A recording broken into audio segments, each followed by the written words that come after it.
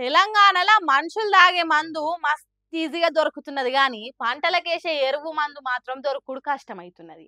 మనుషులను బతికిచ్చే మందు బస్తలేమో తక్కువ ఉన్నాయి. తాగితే కార్జాలు ఖరాబ్ అయి సచ్చే మందేమో ఏరులై పారుతున్నది. అప్పుడప్పుడు ఎటు పోతున్నది తెలంగాణ రాష్ట్రం అనిపిస్తుంది. పాపం రైతన్నలు చూడురి ఎరువు బస్తాల కోసం పోతే తొక్కిసలాట జరిగినంత పని అవుతున్నది.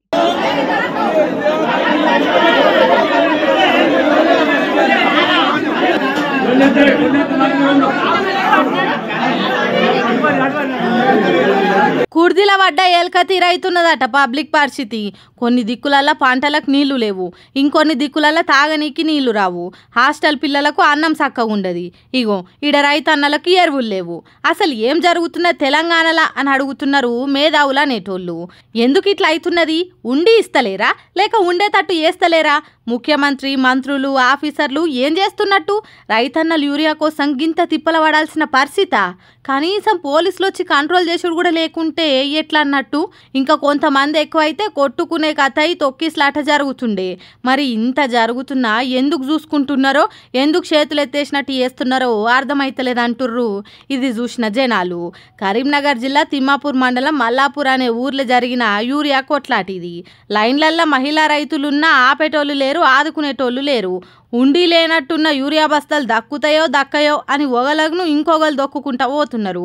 పొద్దుగానే ఎరువుల కోసం సహకార సంఘం ఆఫీసుల ముందు నిలబడుతున్నారట రైతన్నలు. ఎంతసేపు పడిగాపులు కాసి చూసినా కొద్దిసేపట్లోనే యూరియా బస్తాలు లేకుండా అవుతున్నాయట. ఒక్క కరీంనగర్ జిల్లానే కాదు, అంతటి ఇట్లనే ఉన్నదట రైతన్నల పరిస్థితి.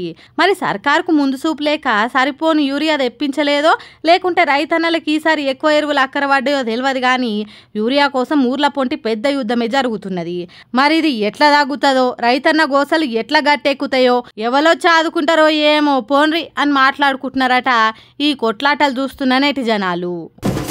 పంటలు వండే భూములు రైతుల దగ్గర నుంచి సర్కారు తీసుకుంటే అంతే ఇల్వగలిగిన భూములు మళ్ళా రైతులకు కొనియాలి. లేదంటే భూమి ఇల్వకు తగ్గ పైసలు పరిహారం ఇవ్వాలి. లేకపోతే రైతన్నల బతుకులు రోడ్డున పడతాయి. ఆరుగాలం కష్టం చేసి అందరికి బువ్వ పెట్టే రైతన్న పని లేక పరిశాన్ అయ్యే కథ అవుతున్నది.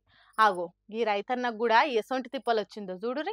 అయ్యయ్యో, ఎసొంటి గతొచ్చిందో చూడురి రైతన్నకు. తహసీల్దార్ కాలు మొక్కితే తప్ప తనకు న్యాయం జరగదన్నట్టు తలోంచి కాలు మొక్కుతున్నాడు. కరీంనగర్ జిల్లా శంకరపట్నం మండలం తాడికల్ ఊర్లే శ్రీనివాస్ అనే ఈ రైతన్న భూమి రోడ్డు వెడల్పు కింద పోతున్నదట.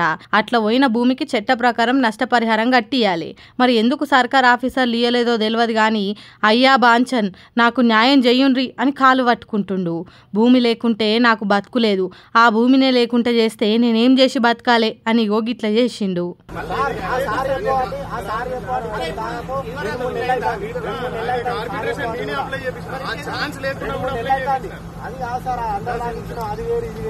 ఇన్నరా 2-3 నెలల నుంచి తిరుగుతున్నా, వస్తాయి పోతాయి అన్నట్టు తిప్పల పెడుతున్నాడట. అందుకే రోడ్డుకు మట్టి తోడే జేసీపీ తొండెం కాడ కూర్చొని పని జరగకుండా ఆపిండు. పోలీసులు రోడ్డు కాంట్రాక్టర్ వచ్చి ఎంత లేపినా లేస్తలేడు. సర్కార్ నాకు నష్టపరిహారం ఇవ్వకుంటే నువ్వు ఎట్లా పని చేస్తావు అని ఏమంటున్నాడో ఇనుండ్రి.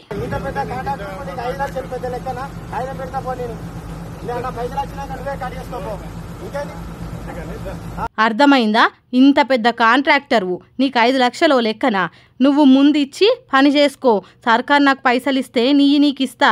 కాగితం రాసి ఇమ్మంటావా చెప్పు, రాసిస్తా, కానీ ఇడికెంచి లేవ్వా అని గట్టి పట్టు మీద ఉన్నాడు. మరి సీనన్నకు ఎట్లా న్యాయం చేస్తారో, ఎవరు న్యాయం చేస్తారో తెలియదు కానీ ఓ రైతన్న తలోంచి ఆఫీసర్ కాలు మొక్కే కాలం తీసుకొచ్చిండ్రు అధికారులు. ఎసోంటి బతకాయ రైతన్నది అని బాధపడుతున్నారట ఇది చూసిన తెలంగాణ పబ్లిక్.